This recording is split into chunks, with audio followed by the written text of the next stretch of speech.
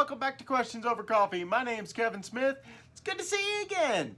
Want a cup of coffee? Don't forget to like and subscribe so that you don't miss anything that's coming up on Questions Over Coffee. If you have a comment or a question, leave it in the section below. We'll get to it just as fast as we can. Today's question is, what does the Bible say about lying? So what I'm going to do to address this question is I'm going to give you three different things that the Bible says concerning lying, and as an extension, liars. The first passage we're going to look at is Colossians chapter 3, verses 5 through 10. Let's read together. Therefore, consider the members of your earthly body as dead to immorality, impurity, passion, evil desires, and greed, which amounts to idolatry. For it is because of these things that the wrath of God will come upon the sons of disobedience. And in them you also once walked when you were living in them. But now you also put them all aside: anger, wrath, malice, slander, and abusive speech from your mouth. Do not lie to one another, since you laid aside the old self with its evil practices, and have put on the new self, who is being renewed to a true knowledge according to the image of the one who created him. Okay, so Paul says lying, along with all the other things he listed here, lying is part of the old life. It's the old life of sin that we have been freed from. Don't go back. Don't go back to that. We put on the new self so that we are no longer under that bondage. It also means that we can stop, that we can get rid of lying within our lives. It's part of the old self. The old self is dead when we have put on Christ in baptism. The second passage that I want to point us to is James chapter 3, and we're going to look at verses 13 through 15. Who among you is wise and understanding? Let him show by his good behavior his deeds in the gentleness of wisdom. But if you have bitter jealousy and selfish ambition in your heart, do not be arrogant and so lie against the truth.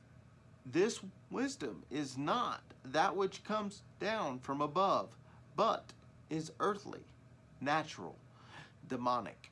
Okay, so what James says here is lying, it's not from heavenly wisdom. You know, we have this question that often comes up: is it okay to lie for a good reason? James seems to say here, no, it's not earthly wisdom that you and I are seeking. We want godly, heavenly wisdom. Lying is not part of that. Lying is natural wisdom. It's earthly wisdom. James says it's demonic wisdom. It should not be part of a Christian's life. For the third passage, we're going to consider Revelation 21, verses 5 through 8. Let's read together.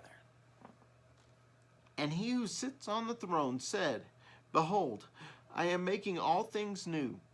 And he said, Write, for these words are faithful and true. Then he said to me, It is done. I am the Alpha and the Omega, the beginning and the end. I will give to the one who thirsts from the spring of the water of life without cost. He who overcomes will inherit these things, and I will be his God, and he will be my son. But for the cowardly, the unbelieving, the abominable, the murderers, and immoral persons, and sorcerers, and idolaters, and all liars, their part will be in the lake that burns with fire and brimstone, which is the second death. Okay, so the third thing we want to notice about lying and liars by extension is it's going to keep us out of heaven. It's going to keep us from having that renewed eternal relationship with God. It's going to send us to hell, to put it more bluntly. Christians, we need to get rid of this from our lives. We need to be honest. We need to be truthful. So I have a question for you. What do you do to help someone learn to be truthful? How did you learn to be truthful? Leave me a comment in the section below. Don't forget to like and subscribe so that you don't miss anything that's coming up on Questions Over Coffee. Thank you for our time together today. I look forward to the next time. Keep pressing forward.